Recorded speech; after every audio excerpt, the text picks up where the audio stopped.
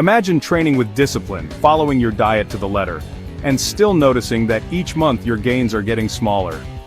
In the beginning, progress is fast and exciting, but suddenly your body seems to switch to standby mode. It's as if every extra effort brings fewer and fewer results.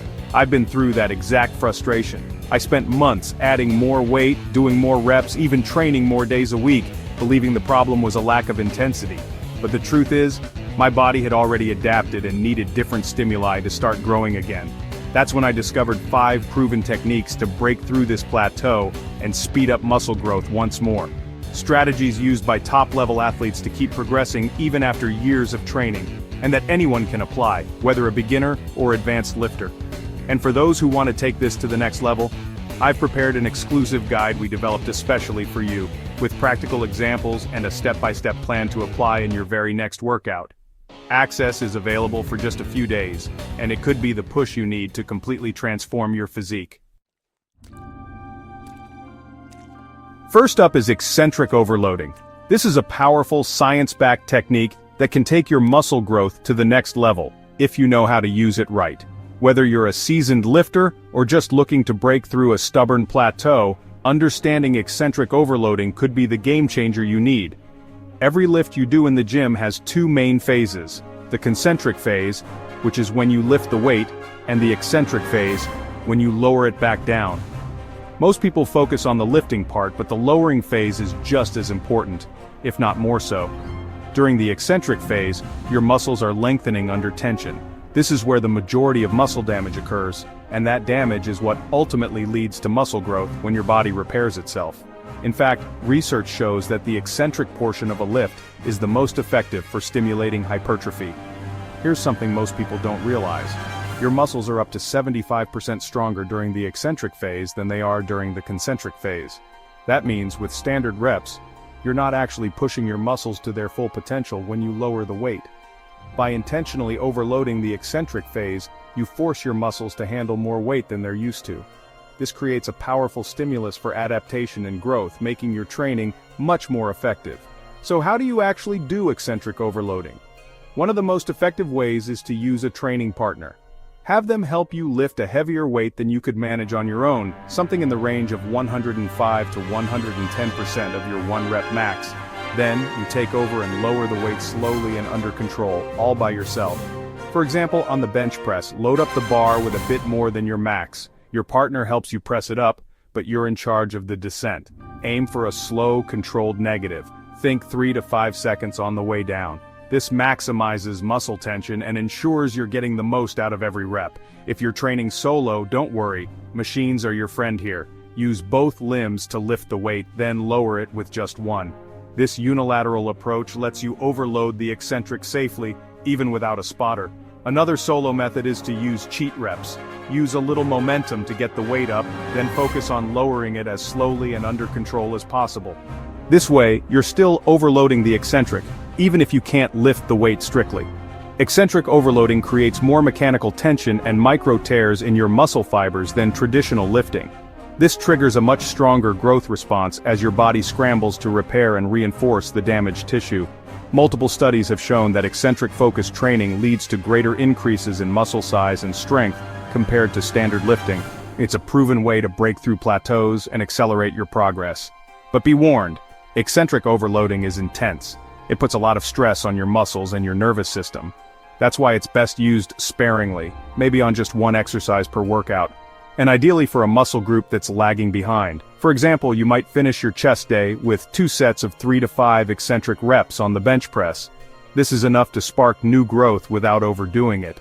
Think of eccentric overloading as a specialized tool in your training arsenal.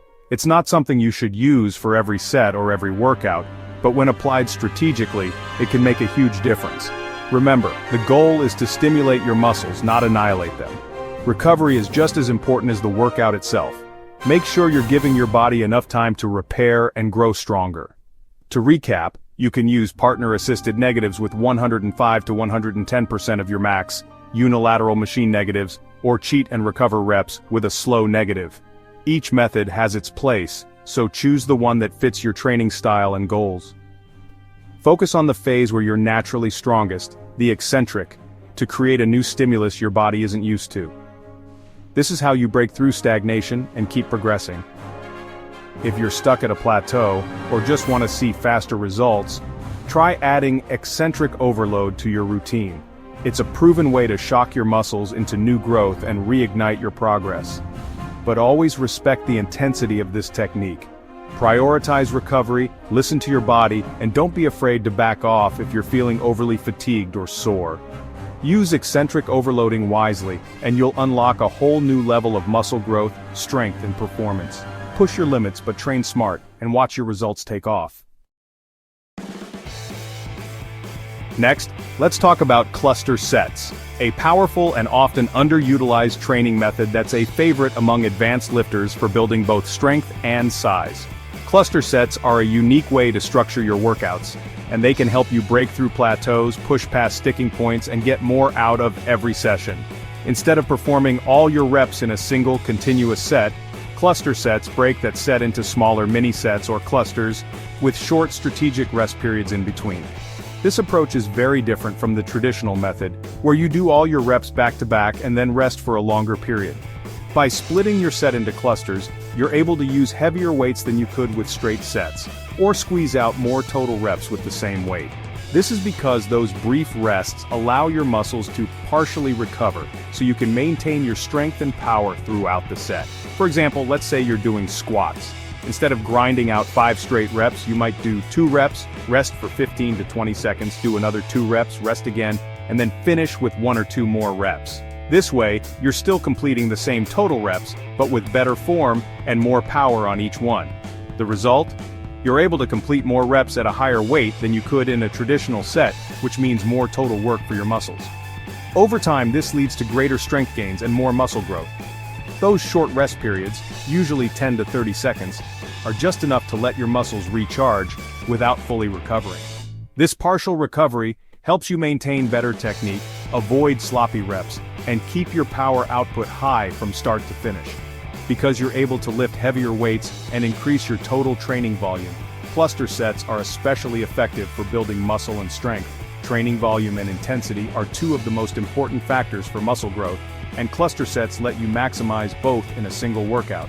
Cluster sets work best for big compound lifts like squats, bench press, and deadlifts, exercises that use multiple muscle groups and allow you to move serious weight. These lifts benefit the most from the extra power and focus that cluster sets provide. If your goal is strength, try using your 3-4 rep max. Do 2 reps, rest 20 seconds, and repeat until you've completed 6 total reps. This lets you handle heavier weights for more reps than you could in a straight set. For muscle growth or hypertrophy, use your 8-10 rep max and break it into clusters of 4 reps, resting briefly between each cluster. This keeps the muscles under tension longer and helps you get more quality reps in each set. Research consistently shows that cluster sets can improve strength, power, and the quality of each rep compared to traditional sets. Athletes and coaches use them to boost performance, break through plateaus, and keep training fresh and challenging. Another big benefit is mental. Cluster sets make heavy sets feel less overwhelming. Instead of facing a long, grueling set, you're tackling smaller, more manageable chunks, which can boost your confidence and motivation. Try swapping out traditional sets for cluster sets on your main lifts for a few weeks. Track your progress in a journal or on a whiteboard, and you'll likely notice improvements in both your strength and your ability to handle heavier weights. In summary, cluster sets are a smart, science-backed way to lift heavier, perform more quality reps, and accelerate both strength and muscle gains. If you're looking to take your training to the next level, give cluster sets a try and experience the difference for yourself. Third is post-activation potentiation, or PAP, a way to boost strength by priming your nervous system. After a heavy lift, your muscles can produce more force for a short time.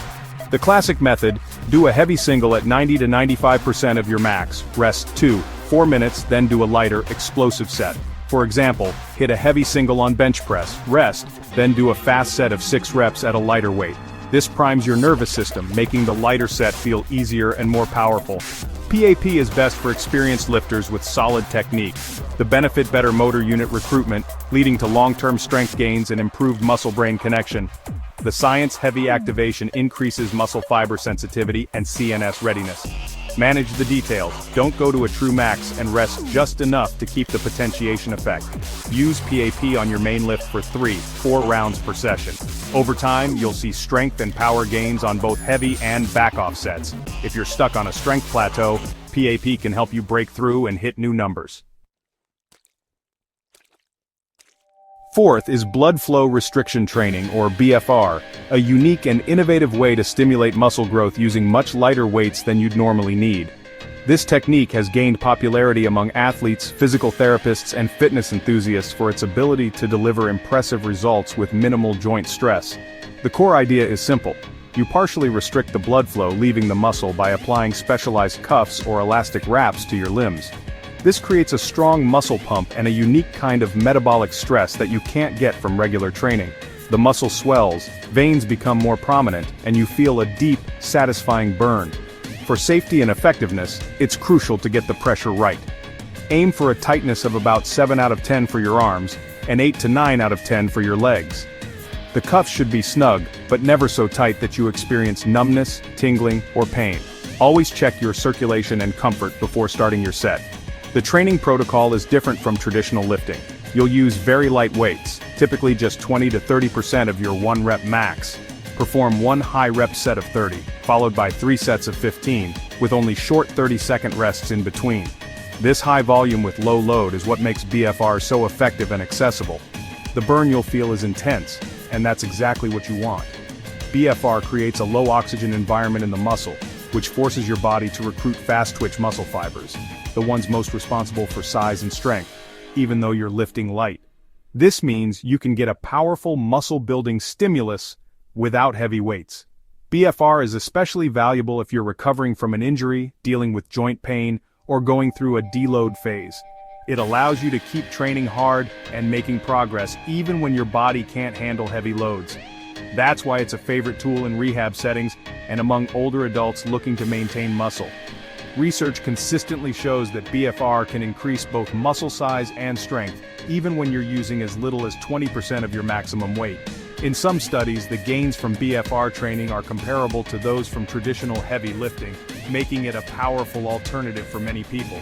BFR works best with isolation exercises. Think bicep curls, tricep pushdowns, leg extensions, and leg curls. It's not recommended for big compound lifts like squats or deadlifts, since those require more stability and can be risky with restricted blood flow. Always use proper, purpose-built BFR cuffs or bands, and make sure you're following the correct technique. Avoid using random wraps, knee wraps, or anything that could apply excessive or uneven pressure. Safety should always come first. If you ever feel numbness, tingling, or dizziness during a set, stop immediately and remove the cuffs. Listen to your body and err on the side of caution. BFR should never be painful or dangerous. You can use BFR as a finisher after your heavy compound lifts, or as a way to train a muscle group more frequently without adding extra stress to your joints and tendons. It's a smart strategy for advanced lifters and beginners alike. For example, you might add a dedicated BFR arm day to your weekly routine, or use BFR for a quick pump session when you're short on time. It's flexible and easy to fit into almost any program. In summary, blood flow restriction training is a powerful, science-backed way to build muscle and strength with light weights. Just remember to follow the protocol, use the right equipment, and always prioritize your safety. Give BFR a try and experience the benefits for yourself. Last up, staggered sets, a smart way to maximize gym time and hit lagging muscles. Do a set for a small, unrelated muscle during the rest period of a big lift. For example, after bench press, do a set of calf raises during your rest. This nearly doubles your work in the same time, perfect for busy schedules. Pair non-competing muscles so your main lift isn't affected. Bench with calves, squats with curls, overhead press with forearms. It's not just efficient, it can even boost performance by helping your main muscles recover better. Staggered sets help you stay consistent with smaller muscle groups you might otherwise skip. Pick easy, isolated moves for the staggered set. Nothing that will leave you out of breath for your main lift. This keeps your workout flowing and focused, turning rest into productive time. Set it up by choosing 1 or 2 main lifts and a lagging muscle to target during rests. By the end, you'll have hit both without adding time to your session. In summary, staggered sets boost efficiency, help bring up weak points, and keep your workouts engaging. There you have it. 5 advanced techniques to break plateaus and accelerate muscle growth. We covered eccentric overloading, cluster sets, PAP, BFR, and staggered sets. Each offers a unique stimulus. Use them strategically, not all at once. Think in training blocks. Focus on one technique for a few weeks, then switch. Use BFR for arms, cluster sets for squats, or staggered sets to bring up calves. Mix and match based on your goals. The key is smart, consistent effort. These are tools, not replacements for the basics. Keep progressive overload, nutrition, and recovery as your foundation. Apply these methods, be patient, and listen to your body. If you found this helpful, hit like, subscribe, and let me know which technique you'll try first. Thanks for watching. See you in the next video.